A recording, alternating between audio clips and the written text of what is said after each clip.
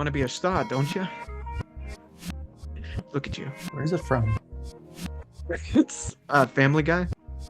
Oh, Peter. Okay. You want to be a star, Peter. don't you? Hey, Peter. Hey, hey, Peter. I need help with my Peter, Peter. My Peter don't Peter. work so good anymore, Peter. Help me with my Peter, Peter. Yeah. Look at this It's too Chad. bad he'll never get to play Shazam. I know he I- should have been. He was the Tick instead of Shazam. What happened there? Yeah, I mean, not to say he's a bad tick. He's a great tick, but No, I know, but he really he's should have been cast as Shazam. Shazam. He's got that Alex Ross, Captain Marvel, Patrick Warburton. He has Yep, that. yeah. Son of a He's the bitch. fucking spitting image. Exactly. I want to hear Patrick Warburton go, Shazam, Shazam. Shazam. Because that's what Kronk is. Kronk is pretty Yeah, much just Shazam. yeah. Yeah, I see that. yeah, exactly. Well, speaking of comic books, hello everybody. My name is Julius, and I am here once again with another We Tolerate Comics, and I am here with Mr. Exley. Exley, who you might have heard on the earlier this year. It's been a minute. On the Dune podcast that we Oh yeah, did. That was a lot of fun. That was a good it was. podcast. We went to go see it at the Vidiot's Theater, David Lynch's Dune, which is a remarkable experience. As Exley's a big Dune fan, big I, David Lynch fan. yes, yes. How I are say you you still doing? haven't seen. That's not the only thing of Lynch that you've seen as of now, right?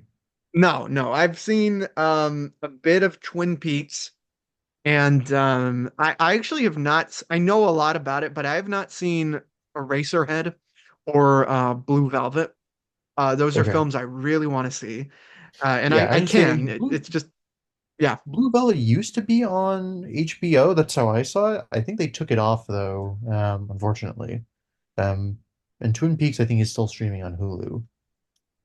Yeah, no, I definitely want to catch up on Twin Peaks and especially watch Eraserhead. This is October, so there's no better time of the year to do that to myself than right now, really. That is true. That is true.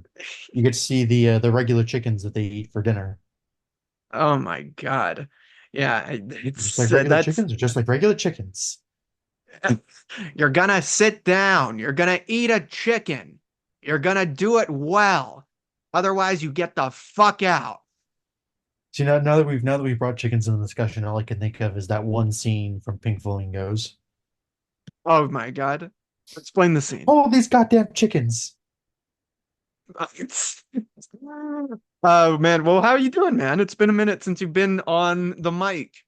This is true. Yeah, I don't know. Yeah, again, like I said in the, I guess, before we were on here, okay, just kind of rolling with the punches of life. So Well, if there's anything that I hope would excite you about the future, it is our short film coming out later this month, Golden yes, Hour, that you star in. You're in it. I am, and not What for what just a what the minute. hell? Not just a minute, not just the cameo. Yeah, unlike Lightspeed, where you were in there, you are Yeah, in this, and you have an effect on the story. I do. Yeah, no, I'm excited. I say I think the plan is still to have it be out by the end of the month. For obviously, Mhm. spooky month. It's appropriate. So I'm excited. I'm excited. I say I know from what you're saying, I think you said you just finished the first pass at editing. So Yes. I say I'm excited to see where it goes from here. How are you feeling about the edit? Well, there's still a lot of work to do. There's a lot of sound work to do, a lot of color grading that has to be done, but we Uh, do have the structure, the skeleton, as it were, of this film done. And Nice. there's still plenty to do, and I won't spoil too much. I won't spoil it all, but there is still some stuff to shoot. Yeah, I And would say I've been waiting. I've been waiting yeah, for the message on Instagram. Be like, okay, we need these people to come in for ADR. I'm waiting for that. I no, and I'm gonna send it soon. I'm definitely gonna send it. I'll probably send it today, honestly, because I want to get that done as soon as possible. But yeah, For Golden sure. Hour is finally coming out. We had a trailer release last month. Um, that kind of teased the project. And yesterday, as of this recording, we had the poster come out, which is going to be right here. Look at that.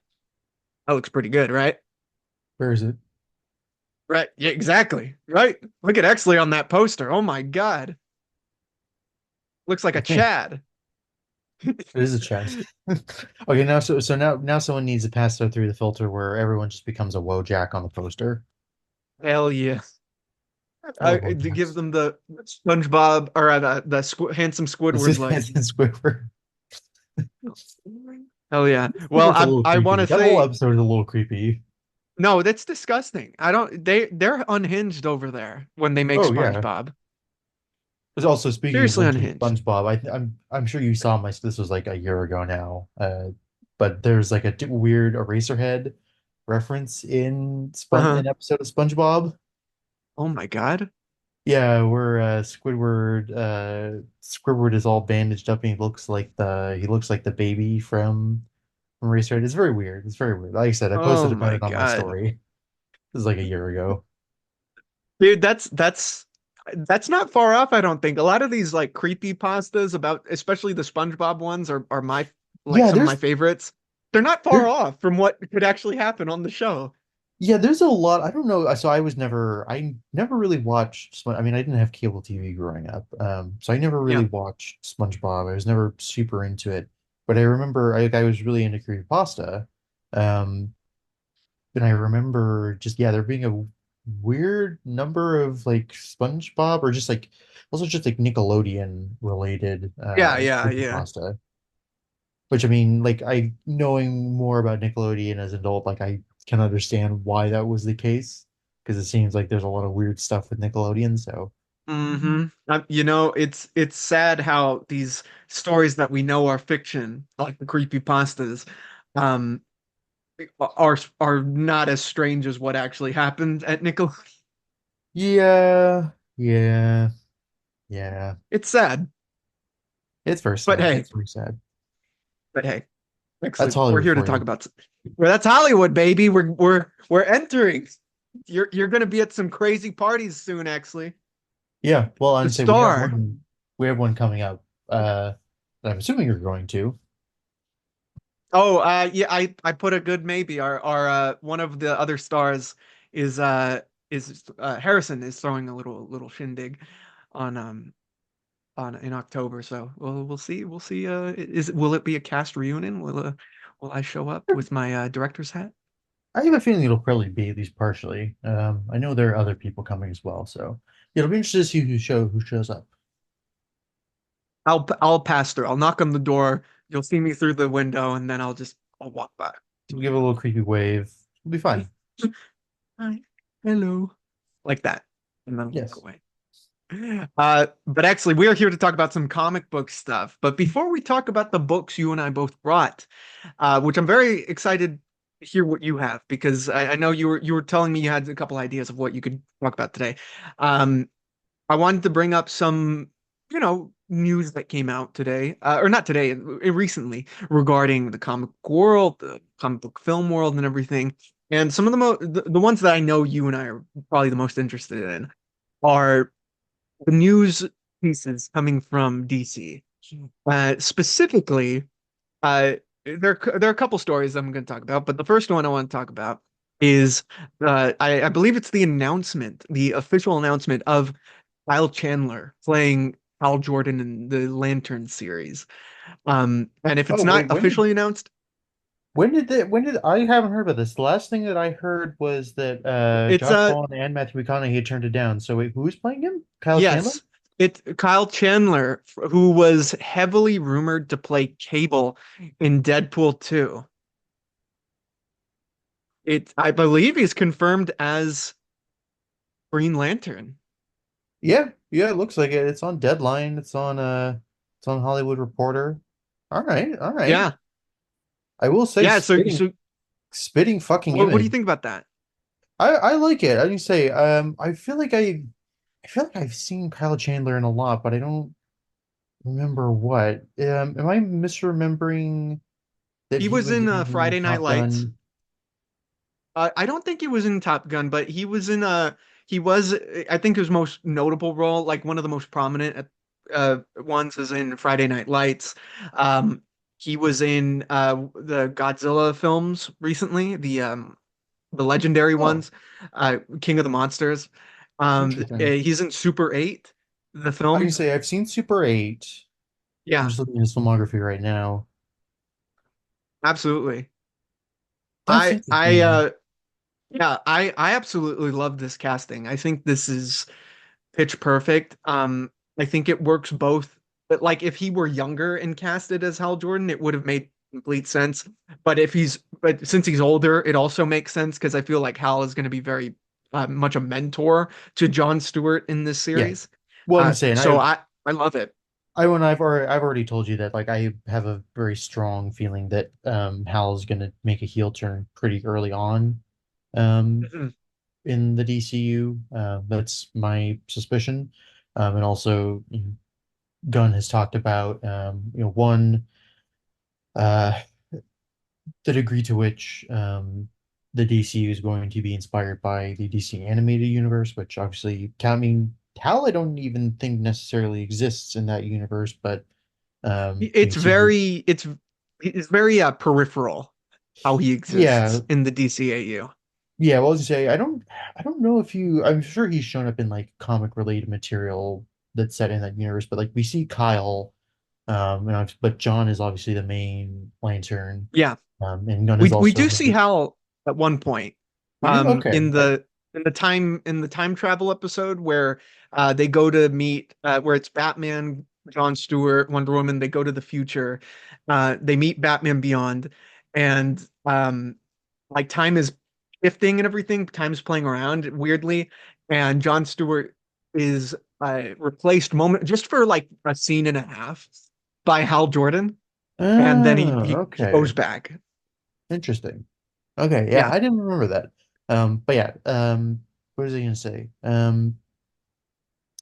Oh, but then Gunn has also talked about or has made it very clear that he's going to be drawing a lot on the DC Comics universe as it existed in the immediate aftermath of Crisis on Infinite Earths, which is why he's been posting a lot of stuff related to in particular Justice League International. And so it makes sense given because at the time of that initial reboot, um, Hal was definitely portrayed as being a lot older than I mean certainly Yeah. than his other Lanterns, but even older than a lot of the other The League Justice League members. members. Yeah. So it makes sense that they would go for someone who's a little bit older for that. So yeah, I'm interested. I'm interested to see what they're going to do. They're keeping a pretty tight lid on what the details of the series are. So I'm interested to see what or who's going to be the antagonist because it seems like it's going to be set mostly on Earth. And they've alluded to some kind of like big threat Yeah. that is here on Earth. But I'm interested to see who or what they've picked because my initial reaction was like, oh, it's obviously going to be Black Hand. Um, but that was when I was thinking, oh, like um it's going to be borrowing more from like Jeff Johns's run. But again, given that it seems like they're leaning more towards like early kind of post-crisis DC, I'm not entirely sure what their plans are for it. So we'll see. We'll see. Yeah. Well, I know that the show is described as like True Detective but in space, you know what I mean? Yeah, And one yeah, I I'm really the interested in that. yeah, well, they say in the description of the series, it made it seem like there's some kind of like I definitely got like occult vibes. Like there's some Yeah. kind of like weird ancient evil, and if obviously them mentioning like True Detective in relation to the series, like obviously True Detective has a lot of like occult elements. So it definitely makes me think of something supernatural-ish. But I'm not nearly familiar enough with Green Lantern lore to be like, oh, this is what they're gonna do. Um, I will say I am. I don't know. I really hope that they don't touch Jeff Johns' stuff too much. Because Oh, I you know know they will, this is a man. very unpopular opinion. I don't care for Jeff Johns' Green Lantern. I really don't. Um, I feel like I feel like there have been two things um that have done I hesitate to say irreparable damage to Green Lantern um as a franchise and just the continuity in its canon. The first was Hal's heel turn, which you could have come back from. But then after Hal's heel turn, Well, they uh, kind of do with the John stuff yeah, but then after that, in Rebirth. this is what I was getting to. After that, the other thing that I think did a lot of damage was the decision by Johns to resurrect Hal. And then a lot of the stuff that he did specifically with like the Spectrum, I think is kind of dumb, and I hate light entities. I hate Ion. I hate Parallax. I hate the fact that Hal's heel turn is the product of a an intergalactic parasite. I hate that. Um, and I hate the fact that because now there's a lantern core for every color in the fucking spectrum. And because of that, we now have shit like fucking ultraviolet lanterns. Do you know that this is a thing? Oh yeah. Oh, I'm familiar with it. Yeah, it's to me it's the dumbest fucking shit. Um, and it's kind of why I stay away from Green Lantern because on the face of it, it's like, it's fun. Like I should like it. It's like sci-fi. It's like it's the closest thing to Star Wars that DC has, but just like so many of the I like the world building ideas are just kind of dumb. That's why I think it's why my favorite Green Lantern is why am I forgetting his name? Guy Gardner. Say again? Guy Gardner. No, well, yes. I like the guy as a character the most, but I like the lore around why am I forgetting his name? Jesus. The first Lantern. The first man. Wait, is it you're not talking about Oa, are you? No, no, no. The Golden Age Lantern. Oh, yes, I've Alan Scott. Alan Yes, Scott. thank you. Alan Scott. I like Alan Scott, just like the lore around him, because it's nice, it's simple, it doesn't involve stupid bullshit with like emotional color spectrums. It's simple. The ring, it's made out of a magical mystery material that fell from a comet, and it's just magic. No To be explanation. fair, to be fair, on the other hand, let me kind of retort here. Let me Okay. defend the spectrum a bit. The magic fire and the lantern and the railroad and everything. I feel that's just as like I mean, it's just as plausible as the spectrum because if we're just saying, oh, it's just magic, I mean, I feel like that's just as arbitrary as a color spectrum. Now, I mean, these are ideas that are inherently silly, you know? Sure. So I'm as someone who's a fan of the spectrum and likes the other cores and everything. Um, I think it could be cool if it's explored correctly in that I would hope that in exploring the emotional spectrum, and I hope this would like if they do this, I hope it would sway you and make you more interested in that they're as mysterious as space is mysterious. It's like almost like the Force, where there are different factions and different powers that draw people towards them, you know, Sure. and like I would hope that that's how they explore because I they are going to explore this spectrum in the DCU. They just are. You know, Yeah, I'm I sorry, know. actually. I know, You I know. know, I just fundamentally disagree with the concept of the spectrum. And again, it's how you get shit. It's how you get dumb shit like ultraviolet lanterns, which are powered by repressed emotion. It's so dumb. It's so dumb. they don't have to adapt everything, but I do like when you brought up the cult aspect of this series, the first thing I thought of was, okay, we have another uh color, another core that acts cult-like, and it could. I feel like That's there are not a true. lot of colors that could fit into that, whether it be yellow, red, black, especially. So what I would hope from this series, and with the casting of Kyle Chandler, they have what their mission is to redeem this character of Green Lantern. And I Yeah. think the casting of Kyle as Hal is a great step in that direction because the character has been shit on ever since that movie came out. Yeah, yeah. By the way, talking about this version of Green Lantern is going to be a little difficult once they inevitably bring in the comics Kyle, because you're going to be talking about Kyle in relation to Hal. And you're going to be like, which I know, Kyle are we right? talking about? Are we talking about Kyle the character or Kyle the actor? Who would you want as Kyle Gardner or Kyle Gardner? Kyle Rayner? Uh, Kyle Rayner.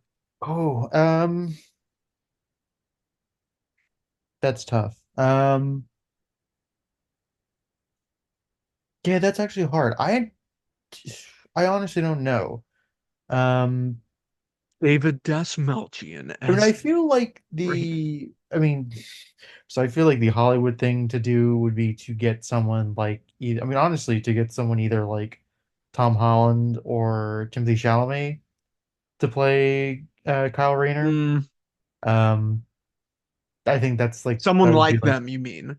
say Like again? that type of actor. You don't mean them Yeah. specifically, right? Yeah, like you want someone who's a little younger because I think Kyle is supposed to be in his like early mid 20s when he's introduced.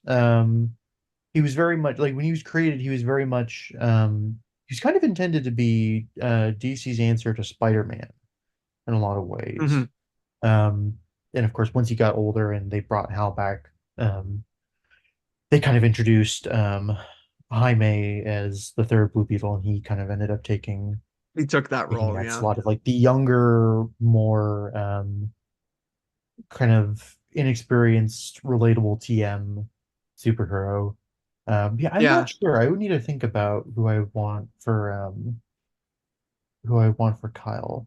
And say the other thing that like kind of turns me off from the lanterns as a franchise is just there's way too many fucking lanterns at this point. There's way too many fucking lanterns. Like they should have capped it Yeah. at like they should have capped it after Kyle. Because there's now since the new 52, they've introduced one, two, three, I think four. Yeah, four new lanterns. So Simon Baz, Jessica Cruz, um, I don't remember her name. Um, they introduced another female Oh, lantern I know in who you're talking one. about. She has like pink kind of hair, right? Like Not pink. she's like a I think punkish she has kind of. like a she's like a not like a fro exactly, but she's got like her mask is like it's like the weird the mask kind of looks like Star Sapphire's old mask, but it looks like kind of green sunglasses. And then they also, for God knows what reason, they decided to do Kid Lantern for the Teen Titans. Oh yeah. We didn't need We that. needed to fill that slot. We needed to fill that slot in the Teen Titans. We got a Batman, we got a Super Kid, we got a fucking a Flash Kid. Now we need Lantern Kid. All I'm saying Yeah. is that this particular sector of the Lantern Corps jurisdiction, it's getting a little crowded. Um, Yeah, it's very bizarre. But to be fair, I think more happens around Earth than in anywhere else in the galaxy. You I know, know, like but it's like, like they need a Justice League. Like that's kind of how crazy it is over on Earth. Like shit ain't yeah, I happening on know, but Mars. So it's the Green Lantern series kind of has that duty of rebuilding the reputation of the character, of the idea of the Green Lantern, because a lot of people thinks that the powers are kind of silly because of what happened in that film. And I think the way they're going to do it, not only with the casting of Hal Jordan with Kyle Chandler, but by showcasing Jon Stewart, who a lot of people will argue, including Neil Adams, the creator of Jon Stewart, should have been the Green Lantern we followed in that film begin with. So I think well to that's say how people they're were going to approach confused it. when they saw Hal Jordan on the poster, like, who is this cracker? That's racist. It's, And you're like, and we're like, casting this how black character. you're like, how came out before? That's the crazy thing is like, yeah, people like for the longest time, like people didn't know that Hal was a thing, despite being the Green Lantern from what, like 1950, you think three or four, up until when did Kyle come in? Like early Like the 90s, like 90s. 92, Yeah. something Yeah. like that. Um, so a stretch of like 40 years. Um, and then he just got replaced by, I mean, they'd already kind of um they'd already kind of pushed John to the forefront starting in the 80s. Mm. Um, and then obviously they brought Kyle in. Um, and then in the DCAU, which I think the cartoons were a lot of people's, especially like people our age and a little older, Oh a yeah. lot of cartoons were a lot of people's entrance into DC mythology. So yeah, it makes sense that people would have been confused. Like, yeah, who is this guy? Because you, like you said, you wasn't really in the DCAU. It was John.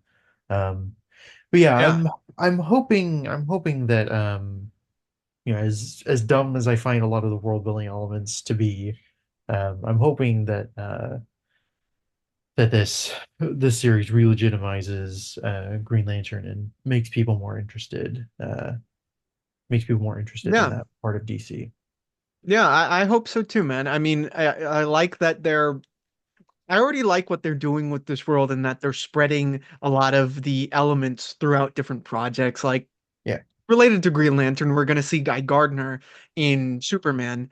We're going to see that version, which is going to give us an idea of what the Green Lanterns are and what they're capable of and everything. And what I also really like, the reason I'm very happy that it seems like John is going to be kind of the person we're following is because for me, John Stewart is probably one of the more interesting Green Lanterns because he is yeah, kind of blue collar in a way, and yeah. And you his say, well, and relationships are really interesting as well. Hal is not necessarily the most likable person. He's only, Hal, yeah, yeah, no, Hal's very like when done. I don't want to say correctly, but when done most consistently, he's got like a stick up his ass. A lot of the time. yeah, yeah. Yeah, He's definitely not the easiest person for a lot of other heroes to work with. And yeah, I think to say that he's kind of got to stick up his ass I think is accurate. He's not, I mean, like, Guy is also an asshole, but there's a guy's a way in which, jackass. yeah, but there's a way in which he's charming, at least to me, that Hal not isn't necessarily. Um, yeah, and I think, and then Kyle is, I mean, kind of a little bit bland, TBH. But I think, Kyle has the artistry aspect to him that makes him interesting in terms of yeah, like how he utilizes his powers. But I've never his personality. I've known him as what you said. He's kind of like a stand-in for like a Peter Parker in the yeah, Justice League, yeah. but then he got the Tim Drake kind of, Yeah, he uh, really did get you the know, Tim Drake treatment, unfortunately. exactly. Yeah. It's sad. It's now like, where Yeah, is he? yeah. Oh, I remember what I was gonna say. Part of the with talking about the multiplication of lanterns, and this also applies to the multiplication of like Batman sidekicks. And I think we've maybe talked about this before.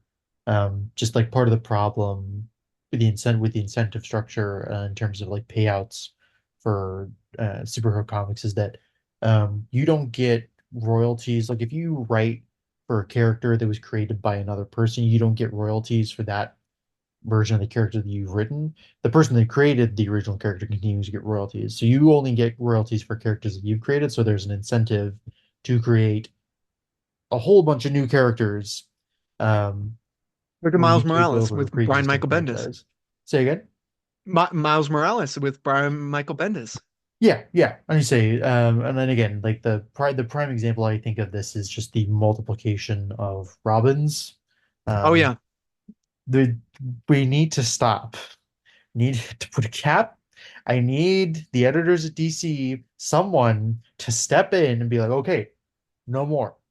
No more. We're gonna try and fix the payout, the payout structure so that you don't do this. But yeah, Actually, That's all I have to say.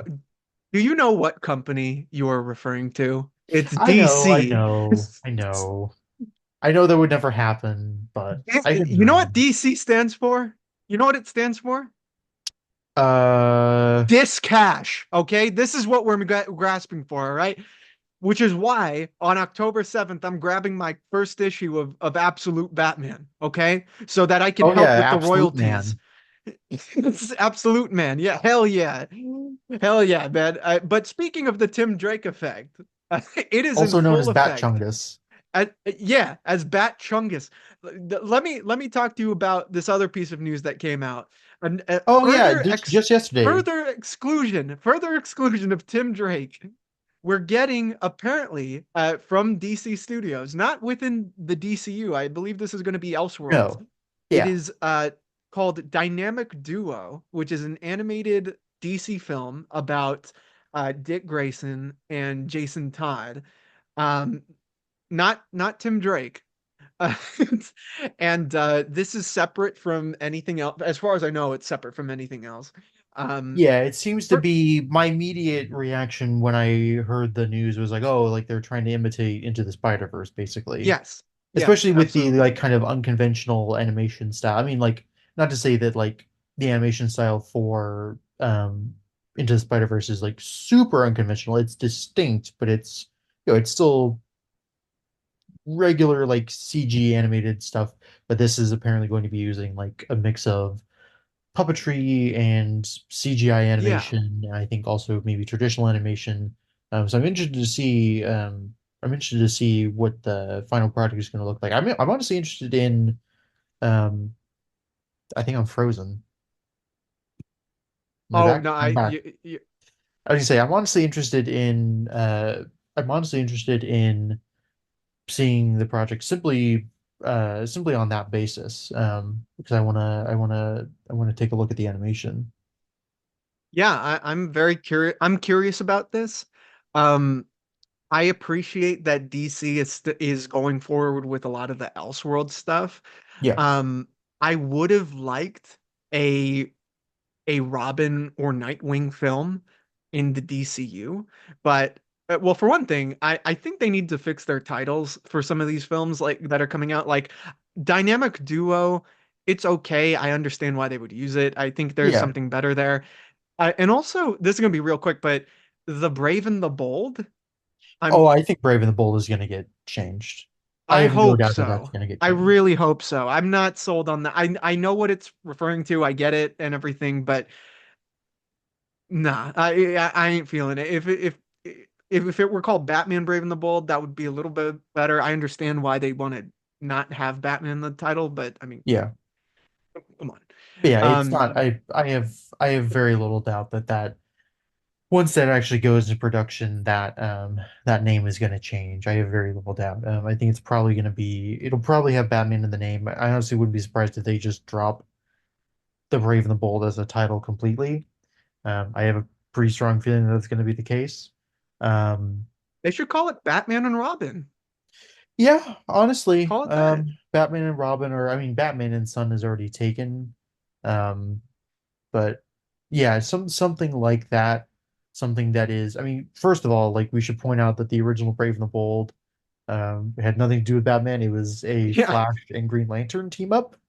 yeah. Um, and I think I may have talked to you about how I kind of wished that the Brave and the Bold as a title had been reserved for like in the same way that it would be nice if you have like the world's finest as like a separate Batman Superman team up series separate from their like individual like solo films. It would be nice if the Brave and the Bold as a film series existed as it's on its own, but it was like a rotating cast of Like team different ups. Like maybe heroes, you right? start with Flash and Green Lantern and then go to different characters.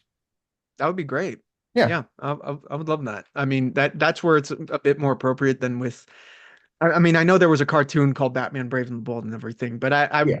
I started reading the book that I believe that they are. Well, I'm rereading the book that I believe they are. basing that film off of, which is Yeah. Batman and Robin by Grant Morrison. And that title, it fits it, perfectly. So let's just, who cares about the Clooney movie? That was like fucking 30 years ago at this I just say, point. yeah, it will be 30 years ago, which is kind of crazy to think about. Yeah, Just go with Batman and Robin. Just go with Batman and please. Robin. But speaking of dynamic duo, I would hope that this movie can justify its format because this, Yeah, in my opinion, this is a movie that could have fit. I don't know the story, but I feel like just the premise could have fit the DCU. You know what I mean? Um, Maybe. I mean, there's a Bat family in the DCU. We know this for a fact. So, sure. and when I heard it was animated, I thought it was going to be part of the DCU because that's what Gunn has been pitching, that everything they're going to do gaming, animation, I don't know about comic books, but they're going to have films, shows and everything all interconnected. So, Yeah, um I'm a little disappointed that it is separate, but at the same time it does allow it some freedom to be its own thing. yeah, Yeah. Yeah. So, yeah. I'm I'm looking forward to it either way. And I say, I'm sure that we'll get, obviously we're already going to be getting an animated DCU title relatively soon with Creature Commandos. is But that yeah, I'm later sure this that we'll be year? getting more down the line. Is So that later this year, the Creature Commandos, or I think so. If not later this year, early next year. okay, all right. Well, it's I'm definitely before Superman when it's coming out. Yes. No, so it should be debuting 2024. Oh wow. Um, I think just before Christmas. Oh hell yeah. Um, yeah, December 5th. Oh, Yeah. perfect present. So yeah, like 2 months away. Hell yeah. Well, there's a lot of Penguin in between now and then, so I'm very happy we're eating Yes, so yeah, good. I'm saying I was saying I messaged you like I desperately want Selena versus Sophia. I'm hoping she sticks around by the end of Sophia Falcone sticks around by the end of this show. I don't want her to just be completely pushed out of the picture. Same with Sal. I'm hoping that they keep those characters around so that they can do something in the next Batman film. Um, because I would it would be a shame to just have them be confined to this series. But yeah, so far I'm Yeah. really enjoying it. I'm waiting to see the I'm holding off on seeing the second episode so I can watch it with my mom. But I'm looking forward to Oh, that in okay, for sure. episode 3. I'm really enjoying it so far. I have seen the second episode and I mean DC, between this and the Christopher Reeve documentary that just came out, they're in a good spot. They're Yeah, really getting their footing now. And I'm really hoping this is kind of foretelling the future. We have to see with Joker, which is going to come out it's tomorrow, crazy enough. is it But tomorrow? yeah, it's coming out tomorrow. Oh yeah. No. October 4th. Oh yeah, midnight. So midnight showings. Yeah, so Thursday. Yeah. Yeah. Yeah, so it's gonna be we're gonna see what DC's got. I'm very excited. I think it's looking bright. Yeah.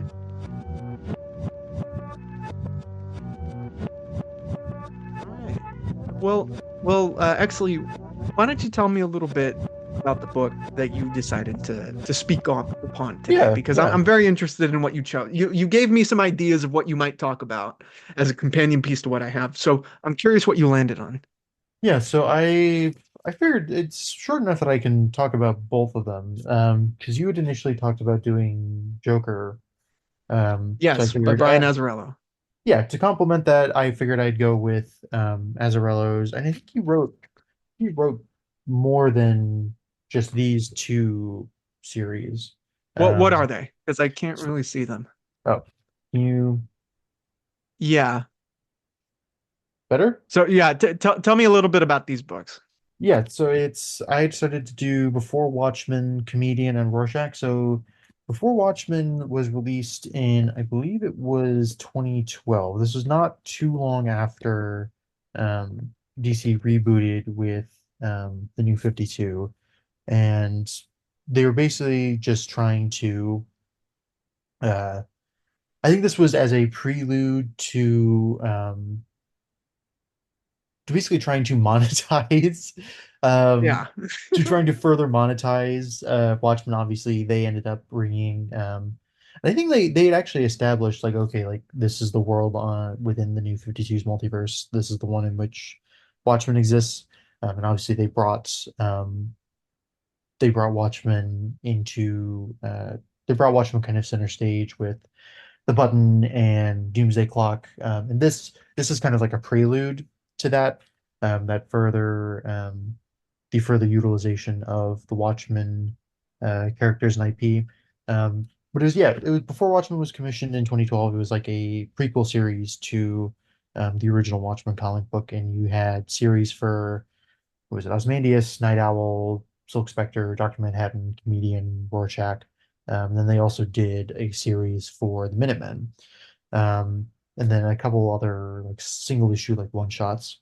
Um, but the stories were just intended to basically further flesh out the characters from the original series. A lot of people complained when the series were initially released, and they didn't. The different sub-series they weren't super well received. They got kind of most of them got mixed to positive reviews. I actually quite like these two. I've only read, I think, I've read this, I've read Dr. Manhattan, and I've read Night Owl. I haven't read any of the other ones. I'm in the middle of reading Minutemen. Um, but yeah, these two stories are basically the Rorschach one in particular is it's very self-contained. It's basically just Rorschach in like the 70s, I believe. Um, So it is before Walter Kovacs. It is yeah, Walter. yeah, this is not Reggie. Just on a case. It's very simple. He's basically trying to go after um a drug trafficking ring, and at the same time, there's a serial killer menacing New York called the Bard. Um, so called because his thing is that he after he murder he's primarily he's murders women, but his calling card is that he will use a knife to like write a message in their skin after he's left them for the police to find. And it's a really it's a really great examination of like Rorschach's mentality and his worldview and his the way in which he just the way he views criminals and the way he views ordinary people. There's a line in particular at the end um, uh, where he makes it very clear that he really doesn't like he's not really in this. He's not, he doesn't dress up as a superhero um really because he cares about victims. Um Right. he really does it because it's a compulsion. He was really doing it for himself. Um it's He's and a it's psychopath. he, say again? He's a psychopath. He has a lust for it. Yeah, and you say it's and this is the thing is like it does both of these actually do I think a pretty good job of humanizing both comedian and Rorschach, which is a feat especially in Rorschach's or in comedian's case. In comedian's Um, case, yeah, it is definitely feat with that character. yeah, actually, Rorschach, I think because, and I think we've talked about this, because he is more or less the focal character for Watchmen, and because he is, in a lot of ways, the most morally upright person, um, of the Watchmen characters. Um, he feels he feels humanized in a way that the other characters aren't, and I think readers tend to become sympathetic to him in a way that they aren't sympathetic to a lot of the other characters. But this does a really good job of, like I said, kind of teasing out the contradictions in his worldview and really kind of laying bare his misanthropy, while also, again, trying like really bringing you into who he is as a character. And like I said, like that line at the end, like it really is a gut punch. Um, and it's really masterfully executed. Both of these have a big twist at the end that I don't want to Okay. spoil too much. I'll say spoilers for Comedian just because it's pretty integral to the story. don't have too much else to say about Rorschach, but for comedian as well, this one, yeah, I'll just say spoilers. Like, just go into comedian not knowing too much about it. Um, that the what I'll say about the comedian one is that it basically chronicles his exploits throughout the like late 60s going into the early 70s, basically between the period in which JFK is assassinated, leading up to uh, what is it? Um, What, Nixon's Vietnam? Nixon's election. So it's like Oh, basically okay. like the LBJ years. Um, and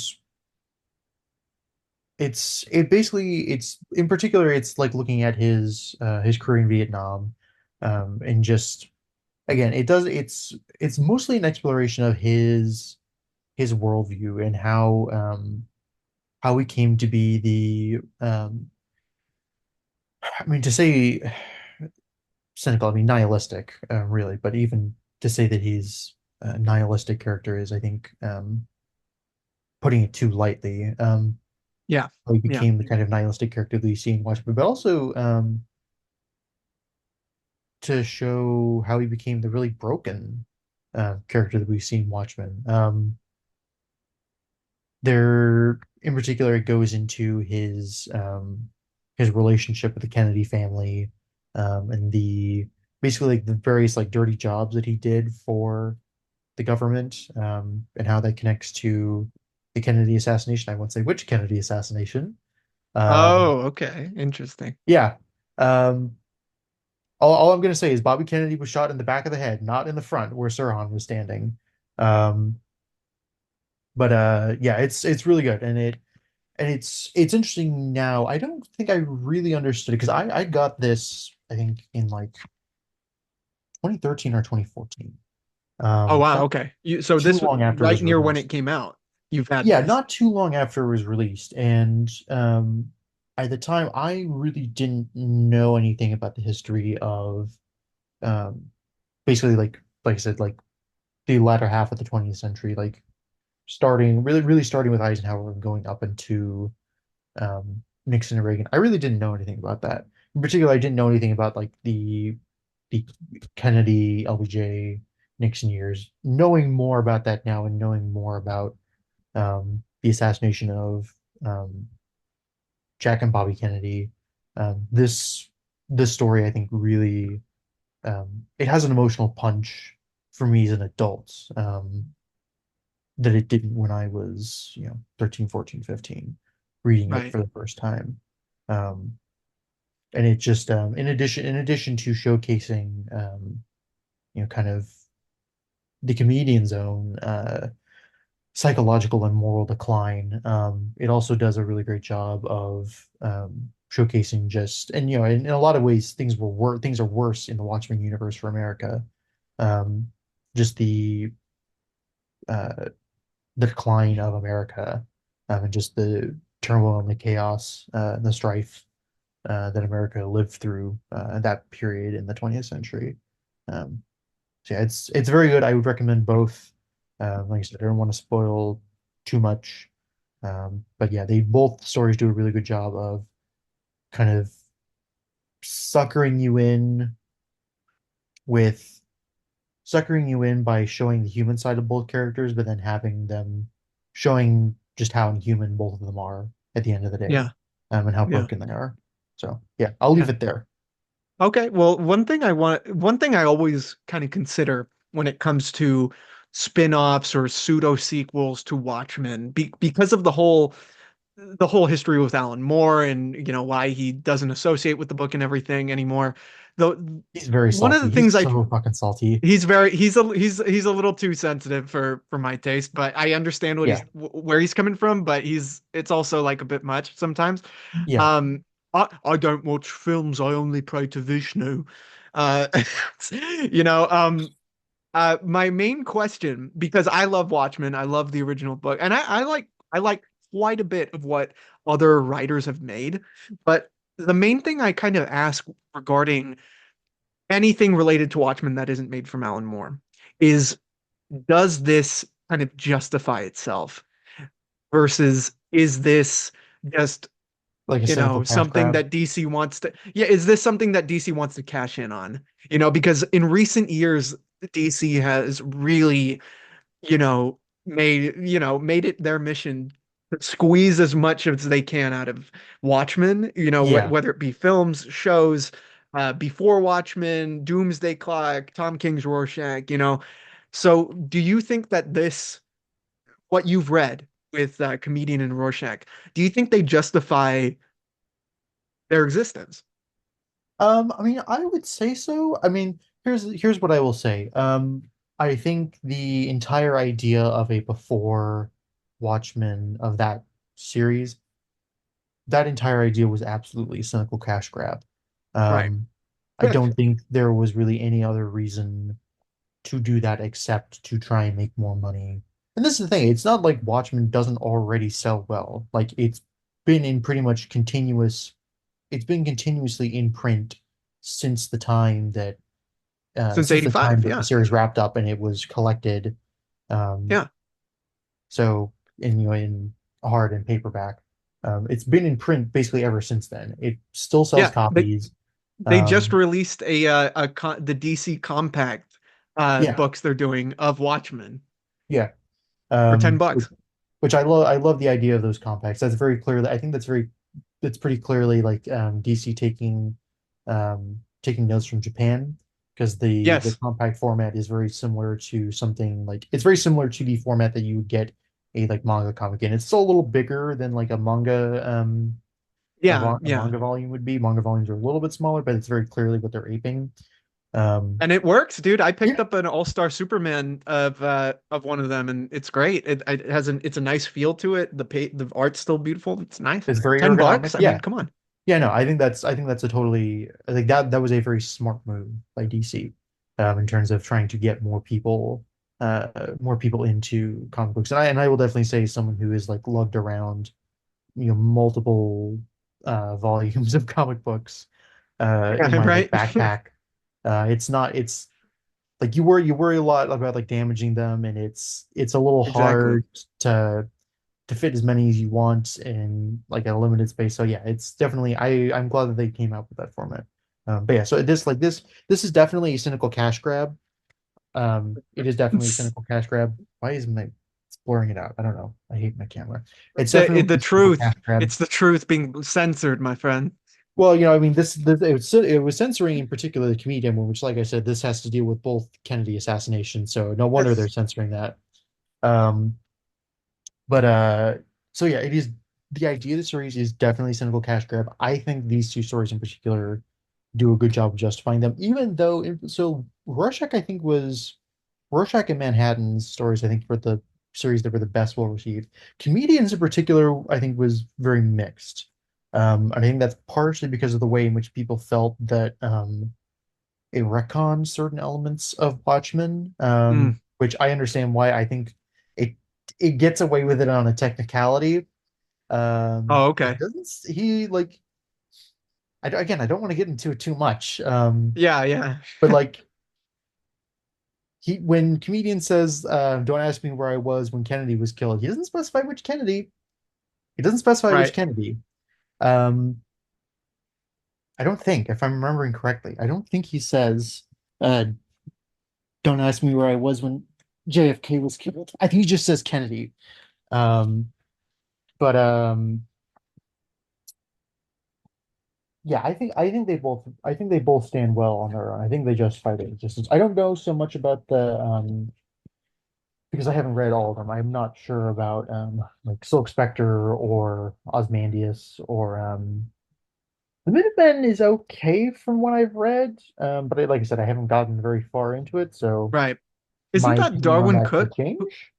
But Didn't Darwin Cook do the art for Minutemen, or is that just a cover? no, I believe he did do the art. Let Oh, me wow. check real quick. It's very nice. Like all of the That's a very fitting choice. yeah, so Darwin, yeah, especially given his work on like New Frontier. So I do believe one second. Uh, yeah, so he wrote and illustrated before Watchmen. And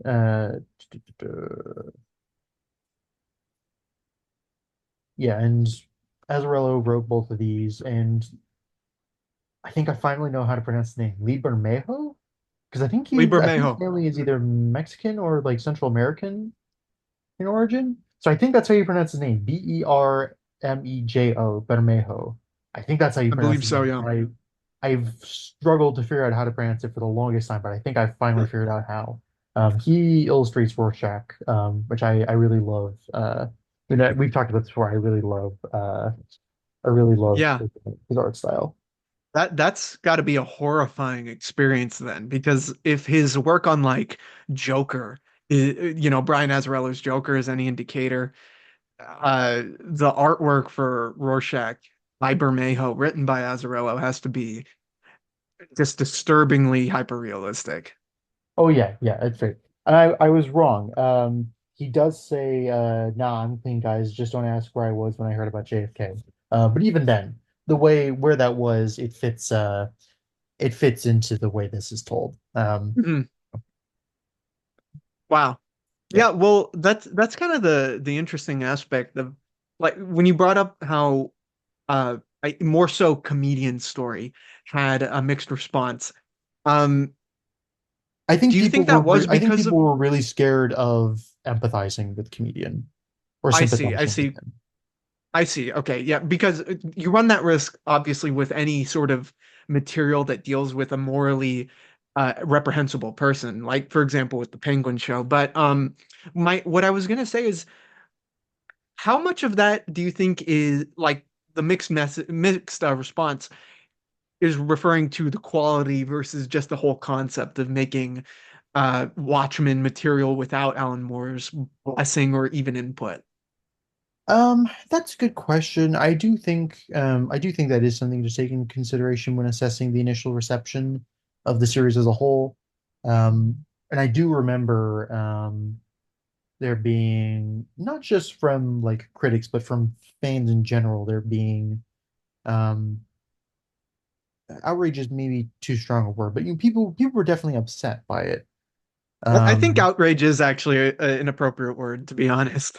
yeah. You're probably right. But yeah, I do think a lot of it had to do with um well, I don't know. I don't want to psychoanalyze too much, but yeah, I think a good chunk of why the series as a whole wasn't super well received was because of um just people being opposed kind of on principle to the idea of um monetizing Watchmen in this way. Yeah, I think taking a step back from it, I think, and like it's not like this is the thing too, is like it's not like either of these or the other Before Watchmen stories. It's not like they're groundbreaking, but they're solid little stories. Right. Yeah, they're not going to revolutionize. I mean, it's Watchmen. It's hard to live up to Watchmen. It's like one of the seminal superhero stories. Um, one Yeah. sec. Can you? You good? Yeah, I just want to make sure there's noise outside. You're not picking that up. Oh no, there's noise outside for me also. There's a dog bark. It's actually a German Shepherd, so it's funny you're talking about Rorschach when there's a German Shepherd Oh yeah. barking outside. Oh no! Stop! Stop! Oh God, I feel. Oh God. You brought it up. Actually, why? You brought it up. Why? No. I do actually need to Um. plug in for a moment, so maybe now is a good is a good stopping point, and we can talk about yours. Okay, so I had to change a little bit due to the nature of the book that I've brought in. Obviously, as we brought up earlier, the book I was initially planning on talking about as a companion to what you were bringing up, which was Brian Azzarello's Before Watchmen, was Brian Azzarello's Joker, which is a famous book, probably the most famous Joker only book. It's called Joker. It deals with Oh, you're the forgetting criminal about the element. Killing Joke? Well, I mean, that yes, but this is one just about the Joker, whereas that's very much like that is a Batman story for sure. That's fair. Is just. Joker. This is, Killing Joke. We're gonna do a Killing Joke episode one day where we talk about Bruce Wayne and Bruce Timm's fetish for Barbara Gordon. Don't worry. Should we not? Calm down. Should we We'll get not? there one day. You can do that with Brian. Oh, I will. I will, and you're gonna watch it. We'll be in here. But yes, Barbara Gordon. But Barbara Gordon, the Goth Patty comic form. Uh, I'm Um, here. I'm here to talk about since Joker Folie à Deux is coming out. I'm here to talk about Batman Mad Love, written by Paul Dini and illustrated by Bruce Timm. Now, a lot of people will know this story, know this name, if they had watched the animated series.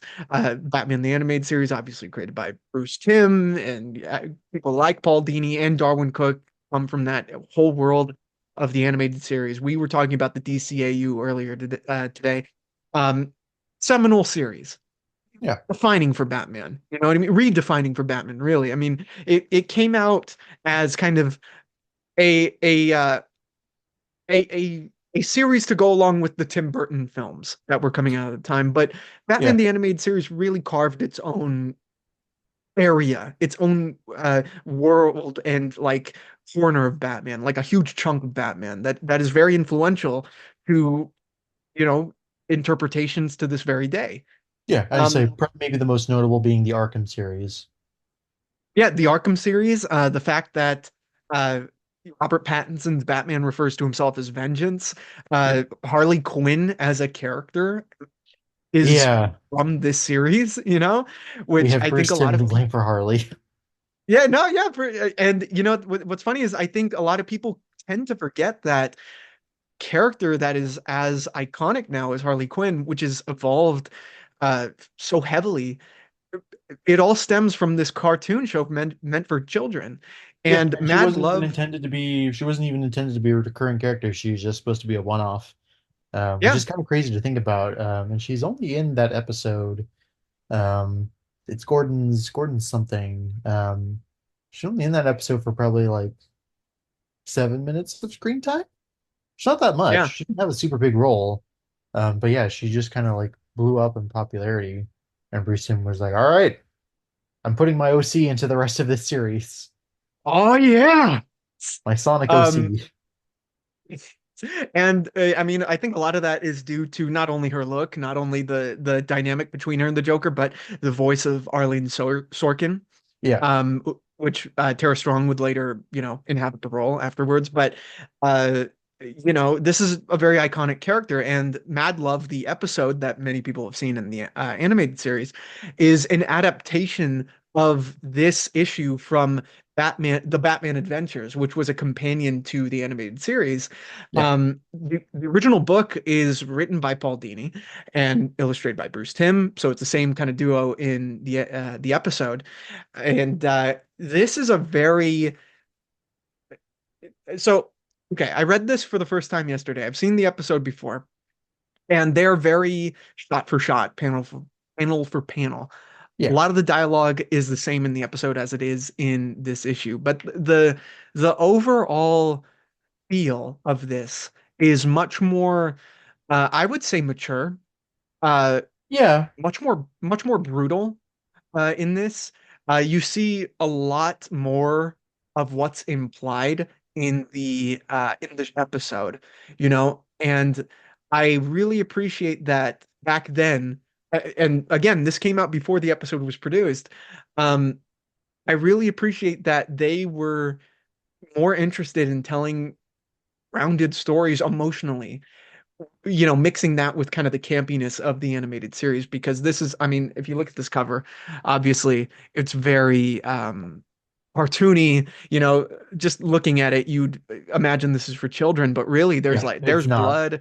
No, it's not, dude. And one thing that I have to bring up is that I think it's tough. I think this is better than the episode. I do. Yeah, I think to the degree that they were able to get away with more, like, because they I mean, Bruce Timm has talked about this too. Like he had to fight with the censors quite a bit Yeah, during the production of Batman the Animated Series. And there was a lot that had to be altered or um, just couldn't be shown outright. And so I like his think to the origin. degree that they were freer in writing that comic book. I think you get a better sense of the dynamic between Harley and Joker, and I think it's a little clearer because and this is part of like my gripe about uh Harley's character is I feel like people kind of just gloss over how unhealthy her relationship with the Joker is. I feel like Yeah, yeah, not that it's absolutely. never acknowledged, but that people kind of gloss over it. Yeah, And I feel like you get a better sense of that in the comic book than you do in the show. I absolutely agree. I rewatched the episode this morning to prepare so I could kind of compare and contrast between the book and what was eventually produced. And even though the episode rightfully so, is held up as kind of a cautionary tale Yeah. against abusive relationships. There's still a very zany quality, especially at the very end when Harley's in the asylum. She gets she gets the rose and everything, and it's kind of played up like, oh, back at it again. Uh, Yeah, yeah. here, It's very sanitized. yeah, exactly. Since this is more interpretive, it's a comic book, so there's not the music. You can decide what the voices sound like in this. Um, and even with the art style, there's a very sad element to this story in book form. And the reason I say it's superior to the episode, which is crazy because it's pretty much one and one. It's made The by the thing same that people. is made by the same people, same dialogue, 99.9% the same dialogue and everything, same structure. The reason I say that this is better is because it has the original character designs from the first two seasons of the animated I series. was gonna say, right, there's well, I think the Joker isn't Joker in that he looks more like he looks more like how he appears in the Justice League, right? Where he's Yes, got and the Batman Beyond Return of the Joker. yeah, because Um there were three distinct periods in Joker's design during the DCAU. There was the early design which you see in like the first, I think three, because there's four seasons of BTS, right? Well, it's a little confusing because Max doesn't have it like Amazon has it, structured one way. Max has it structured another way. Like some seasons have like 30 plus episodes, some have like 20, Yeah. so I'm just going from what Max says. Um, it's three. Yeah, okay. Yeah, so like the first, basically like prior to the revival as the new Batman Adventures, you have that version of Joker's design, which you see in Mask of the Phantasm. And then when they did the art style shift for the new Batman Adventures, he has the very weird kind of design where it's a lot more Yeah, simplified, it's a lot more streamlined, and he's got like the black eyes, but like the little white dots. the And Mickey then they Mouse look. redesigned him slightly so his features are a little more less cartoonish looking. Yeah. His facial features revert a little bit more to how he looked initially for like Justice League, JLU, and Batman Beyond. Yeah, for me, that look you just brought up, the look that's interpreted in this book is the look for Yeah, I this agree. version of the Joker. Because it's truly it's the perfect balance between the fun aspect of the character and the really horrifying aspect. I want to show this panel, and I'll put it up an image right here, but you'll see it actually is this Yeah, panel right here of the Joker. I yeah. mean, I You have it's who tied up where? you have who tied up where? It's like, it's pretty. The art in this book, Bruce Timm outdid himself because it's very expressive. It has that Darwin Cook flavor to it. Yeah, But it gets dark. There's a lot of like subtle darkness in the artwork of this book, and I absolutely love how sad it can get.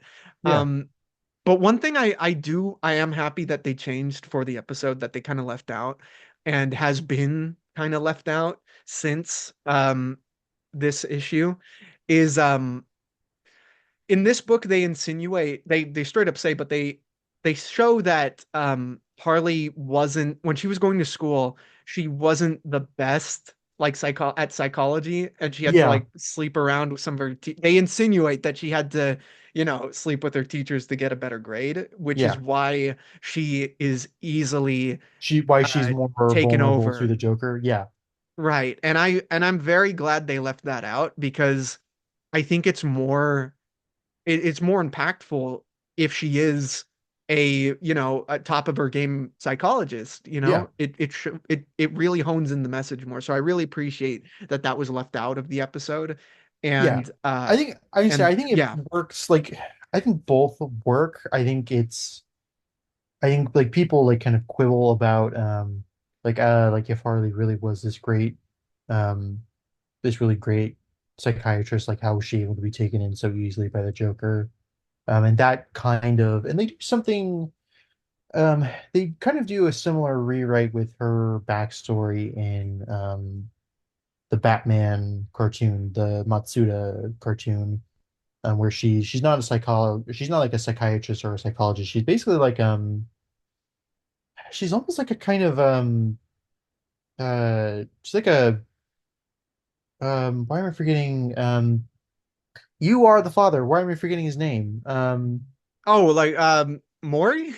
Yeah, Maury Povich. She's almost like a kind of Yeah. Maury Povich-esque, kind of like trashy, like uh TV host, kind of. yeah. Or no, no, sorry, not I think a better metaphor would be What, Jerry Dr. Springer or Drew. so? I think Dr. Drew would be a better metaphor. Oh, Dr. Drew. Okay, okay. Yeah. Yeah, because he's actually like a psychologist. So Right. yeah, I think that's probably a better metaphor. But yeah, I think it does drive home. It does, I think both work, but I do think the having Harley actually be genuinely talented drives home the Joker's ability to seduce people. And the other thing too is like it's not out of the realm of possibility for that to happen. I think Yeah, no, of course. I think I mentioned I mentioned to you, I think I mentioned this to you, how one of the things that I thought would be interesting would be, obviously Paul Dano's Riddler is partially inspired by the Zodiac Killer. And I was Yeah. thinking like um if they wanted to do like the Joker later on for Reeves's Batman, I felt like Charles Manson would be a perfect source of inspiration. Hmm. In particular, like some of his mannerisms and the way in which he was able to manipulate people. Um, and Manson, I mean, like Manson penetrated really, really deeply into like Hollywood and entertainment circles. Yeah. Like reading about He like some of knew the people that he the was able to Beach charm. Boys. Say again? He knew the Beach Boys. He was a Oh, upcoming he knew musician like and basically everything. all of the Laurel Canyon bands. Yeah. Like I think he was familiar with the Byrds. He hung around with the Mamas and the Papas. He's obviously friends with Terry Melcher, who is Doris Day's son. Yeah, he like people still today are like uncomfortable to talk about like how deeply integrated he was into like that set of like that part of Hollywood society because his reach ran really deep. Um, Yeah. I think like yeah, it's like learning about like psychopaths like that, and how they were able to charm powerful people. Like it's not when you learn about stuff like that, you realize like stuff like the Joker seducing Harley, like it's not by any means out of the realm of It's not possibility. far-fetched. And No, no. I would hope that they go in that direction with Barry Koenig's um Yeah. or is it Koenig or Keegan? I have no This clue. Reeves. Irish is really hard for me. The romanization is weird. It's really hard for me to pronounce. Yeah. Um, I think it's Keegan, I think. Keegan, right? I think. I will go with that, respect if it's wrong. But uh I have a feeling they would go with that. What's interesting about this story, which I've always looked at as a cautionary tale, and I've always appreciated about the character of Harley Quinn, and unfortunately a lot of people miss. What's interesting is that we've seen interpretations of this kind of story with like, failed versions like in Suicide Squad with Jared Yeah, Leto, but we're about to see a new one with Joaquin Phoenix and Lady Gaga where they're taking very big liberties with the story, where yeah, they feel much more like Bonnie and Clyde, just insane, rather than a Manson type of uh, you know, duo. yeah. So I'm very curious how they're going to take something that dealt with a very serious manner in a cartoon setting and bring it to a hyper realistic world as the Todd Phillips interpretation of Gotham. What do you think about that? I'm interested, and I think more than anything else, I'm interested to see because it seems like Harley's going to be the more kind of dominant or domineering partner in that relationship, and seems like Yeah. she's going to be the one who um is really pushing Arthur kind of further into insanity and mental instability. So I'm interested to see that. I'm interested to see how that's going to play out. I wish I had grabbed. I'll probably see it on Tuesdays because Tuesdays you can get discounts at AMC. So I'll probably go see it. Probably go see it a Tuesday when I'm off. I would have liked to have seen it because I saw the original on opening night. I just don't have the time. I just don't have the time Of course. to see this one on opening night. But I would. I definitely want to go see it in theater while it's still there. Well, that's a really good point that you brought up about the whole dominating aspect of it. And something I really appreciate about this story is that in Mad Love they kind of illustrate how, first of all, they illustrate how truly evil the Joker is, but also how in many ways he- like Harley is a much more competent criminal than him. You know, Yeah, in like she's the one who takes his plan uh and enacts it and catches Batman. And if he didn't kind of get her to bring the Joker in, it would have been done. yeah, And there's a really cool, which I picked up today while watching the episode. There's a really cool moment where yeah, the Joker's like a hack, like a complete hack. He thinks he's this comedic genius, but he's a hack, and it's proven when, Batman's all tied up and Joker's like, I'm going to leave now. Oh, this is going to be great. And then he's like, but then again, and then he goes back and he pulls out his gun. He's just gonna shoot him, like Harley earlier in the episode advised him to do, and he fucking yelled at her for it. So it just shows how much of a hack he is versus her, who is much more. I think if she cared more about Batman, would be more formidable than the Joker. yeah, yeah. I would say, and it also does a really good job of illustrating the Joker's narcissism as well. Yeah, absolutely. Yeah, and reading this issue, because of the whole creative team behind it, the art style and everything, the fact that there is an episode, it's easy to picture the voices of Mark Hamill, Kevin Yeah, Conroy, Arlene Sorkin, and yeah, this is like the darkest Looney Tunes book you could ever read. it's appropriate. The I feel like the comparison to Looney Tunes is appropriate in a way. Yeah. I'm not sure Well, why it feels appropriate, but it does. you know what? I looked at the back and I looked at this right here. It was just like, yep, Yeah, yep. yeah, yeah.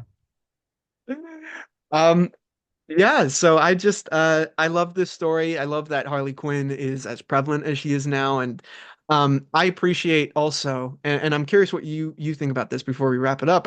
I appreciate that Harley has become more of uh, transforming from a cautionary tale to a story of empowerment, you know, Um, because now I she's don't know. more of an I think I've talked anti-hero. to you. Sorry, go ahead. I'm sorry, I'm just saying now she's more of an anti-hero rather than like a reform. She's a well, anti-hero slash reformed criminal. I'll say that. Yeah. Um, I don't know. I have very mixed feelings about it. I my general feeling is that I don't think that Harley works as well as a character when she's separated from the Joker. Um, Okay. I think she, and even when she is separated from the Joker, I think she works best when she is paired with another character. I don't know that she's a character who stands super well on her own. Like, I think, like if she's not paired with the Joker, I think she kind of has to be paired with Ivy. Um, Right, I right. so I think that's one thing that I'll say. The other thing I will say is that I kind of don't like. I don't know. I have mixed feelings about the attempts to rehabilitate both her and Ivy. Um, because depending on what version of the character we're talking about, like, I mean, at minimum, Harley, simply by being around the Joker, has to have been party to some pretty awful things. It's Um, yeah. and it's kind of hard, and depending on which version we're talking about, she may have even, abetted the murder of Jason Todd, which is a pretty big event in the Batman mythos. It's kind of hard to come back from all that. I mean, I'm not comfortable saying that her turn is completely justified. And I also don't think that I also have an issue with how her romantic relationship with Ivy is portrayed. Because I think realistically it would be a lot more toxic than it is often portrayed as. And Hmm. they've kind of tried to address that where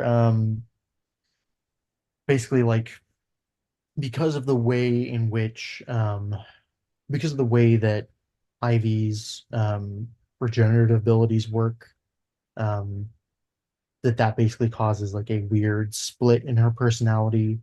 Um, and basically she develops like two different dissociative identities, and one is kind of more um, overtly villainous and toxic, and the other is like her like better side. Um, and it kind of works and it kind of doesn't. Like I think the thing that people need to remember about Ivy when I as I'm making this critique, I think the thing that people need to remember about Ivy is that she's not a good person. She's basically like not to be too down on Valerie Solanas because I understand that she had a really awful life, especially a really awful early life. But Ivy is basically like the love child of Valerie Solanas and Ted Kaczynski. Um, she's she's not a good person. Um, and I think, like I said, plausibly their relationship would be a lot more toxic. It probably would be as toxic at minimum, um, as toxic as Harley's relationship with Joker. You kind of see that a little bit in the animated series. Um, so yeah, I don't know. I have very mixed feelings about the way in which Harley's character has evolved. Not to say that there isn't like new content with Harley that I enjoy. I do. Um, in particular, the animated Harley Quinn show. I actually enjoy that quite a bit. But yeah, I'm there's definitely still issues with Harley's character, um, from my perspective that I don't think have been adequately addressed, and I don't know. Like her, I'm less comfortable with her position as like an anti-hero or an anti-villain, however you want to phrase it, compared to a character like Catwoman, where like from what I remember of like the deep lore, like the worst that Catwoman has really been involved in up until recently, when I don't, God knows why, they tried to write it so that she like tried to pull kind of like a Red Hood and like take control of Gotham's underworld. But like in general, like the worst thing that Catwoman has done is like steal things from rich, often very corrupt people. Like it's fairly easy to rehabilitate Yeah, yeah. Catwoman. And I think it's a lot harder to rehabilitate Harley, if you It actually take a is. look at her character. So yeah, I'm Absolutely. Yeah, so what from I'll that say, perspective, I'm uncomfortable with it. no, I get it, and that's totally justified. I think the reason why it's mixed, and it's mixed for me, even someone who appreciates the turn, is is that well, for one thing, there are so many different like renditions of the character Yeah, that and so many different examples to pull from of where they've either made her, they've tried to put her in the Justice League in some areas. They've had her which I become an hate. old I hate. woman to the and had Dee Dee's as the as grandchildren, right? And she's just Yeah, this bitter old woman. She's with Poison Ivy, right? Um, I kind of look at it, her journey, very similarly to how audiences react to like Deadpool's journey. Like Deadpool is someone who started out as a mercenary, as a villain in comic books, and slowly over the course of Marvel's history became, I think everyone would be comfortable with calling Deadpool an anti-hero. Yeah, It's especially lately. And that's kind of the thing is like morally, I think we're always going to be at a crossroads with these characters. I think the better question is whether or not we can like picture them not rehabilitating to the public, but for themselves. You know what I mean? At least trying to make better choices as they progress. You sure. know, that's kind of the thing about like the anti-hero as like there's also the Punisher out there. There's also characters like Rorschach. There's also characters like even someone like Dr. Manhattan to a certain degree. You Sure. know, yeah, that's what makes these characters really fascinating. That's what makes a book like this really compelling as well. Uh, I I, think I that's a good recommend it point. to everybody. Yeah, I think that's a good point. Um, yeah, I say I'm interested to see how Harley's character continues to develop. Especially now, because I'm assuming they're probably going to go with someone other than Margot Robbie. I think Margot Robbie has said also that she would be interested to see other people play Harley Quinn. So I'm assuming they're going to go with a different actress for the DCU. So I'm interested to um, see what her trajectory is on film on the big screen now. Now that Hmm. Gunn's in charge, especially given that it seems like when you say we should also acknowledge that in addition to Creature Commandos, Peacemaker is coming out, I think, relatively soon as well. I think early next year. Yeah, And that yeah. seems like I it's think gonna do some is explaining in it terms of like the differences between the old DCU and the new DCU. is it after Superman? Peacemaker season Um, 2? that's a good question. I I think don't. it is. I believe it is. Because I believe Rick Flag Sr., played by uh Frank Grillo, I believe he's in Superman somehow. I don't know how, but I've heard that Frank Grillo will show up as Rick He Flag will show Sr. up. I don't know to what capacity that will be, but yeah, they're trying to really bring it all together, and I hope Peacemaker 2 brings up why things are different and some things aren't different. Yeah. So it just says streaming. It'll be set to stream on Max in 2025. Doesn't say when. Um, Okay, which Superman is set to debut. Let's see. in July of next year, I believe. I believe it's July. Yes, July 11th. Yeah. And I Well, think um and filming did take place at the same time. So yeah, I'll be interested to see which one comes out first. Um yeah. I feel like it would make sense to do Peacemaker before just to kind of get people used to like, okay, yeah, like this is what's going on, like this is why the universe is different. Um yeah, I'll be interested to see. I'll be interested to see. Yeah, well, since we're talking about I'm going to say this very briefly, very quickly before we end.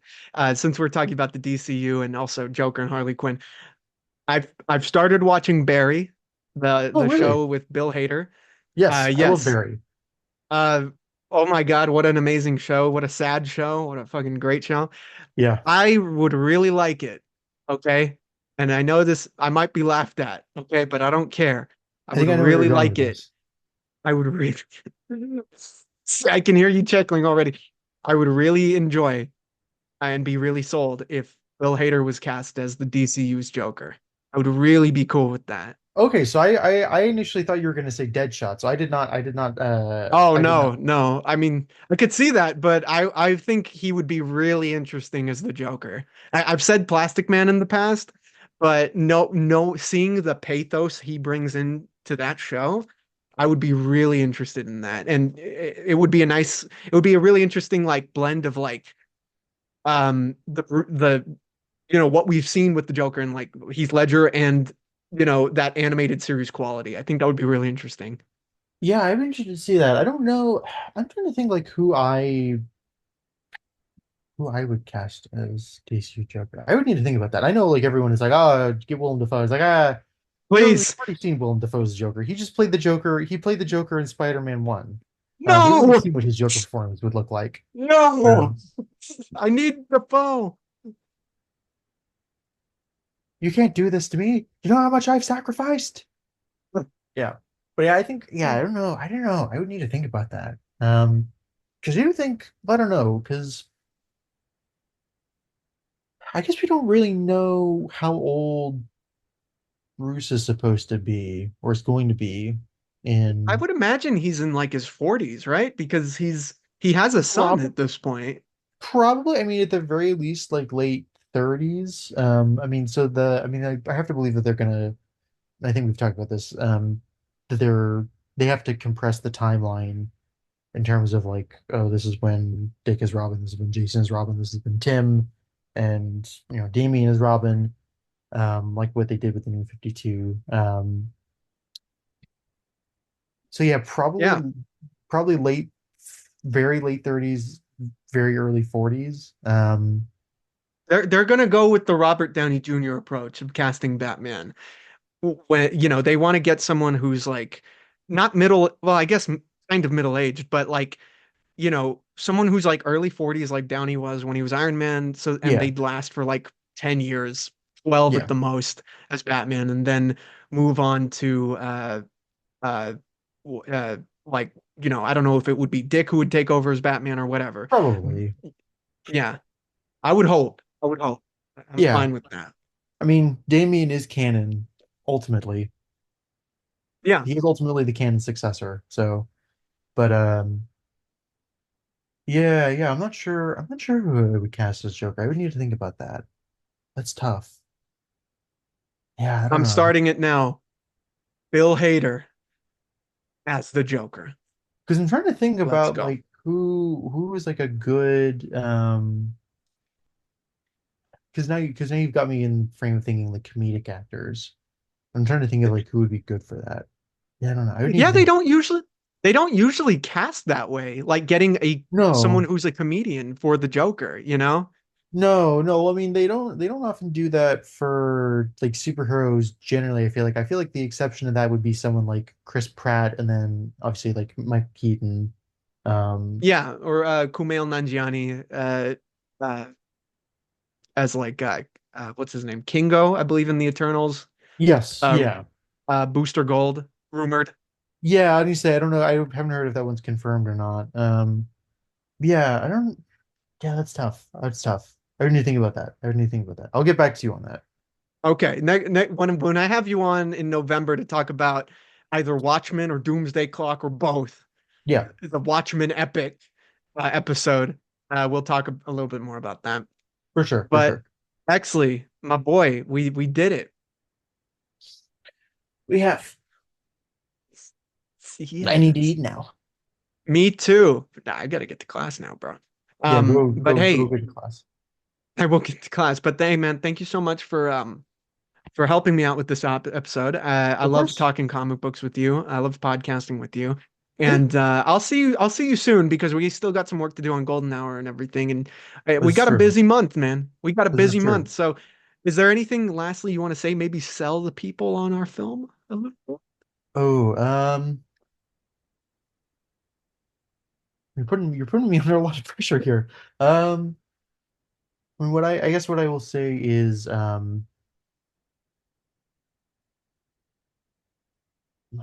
that's tough. I think what I would say is that if you are a fan of um kind of the classic like 70s 80s slasher and are also into kind of more what would you say more meta horror like stuff like kind of Night of the Living Dead that is very like sort of genre aware. Um, I think Scream you'll also. say again. Scream also. Yes, yeah, Scream. Yeah, Scream is a better comparison. I think you'll probably like this. it's definitely. I think, yeah. Now that you mentioned Screams, I always forget about Scream. I haven't even seen any of those movies. But yeah, I think Scream is an apt What? comparison for sure. Well, here's my selling of Golden Hour. My boy Exley's in it. Come on. The That's true. Chad is in it. Also Harrison and briefly Brian. Veronica Harrison, Exley, other people Other are in people. it. It is the epic. And if you've seen our the short film that we have on this channel called The Podcast, you might want to tune into this because who knows? Who knows why? Who knows? Who knows? Who knows? As we've been saying since the beginning of since the day I showed you the script, Exley, it's going to be great. This is gonna be great. All right, Exley, thank you so much for helping me out, Of course. guys. Do that YouTube crap, the liking, the sharing, and the subscribing. Hit the Uh, bell. hit the bell, bro. And yeah, please read some comics and tolerate them. Have a good one. Stay safe. DC needs the And money. goodbye.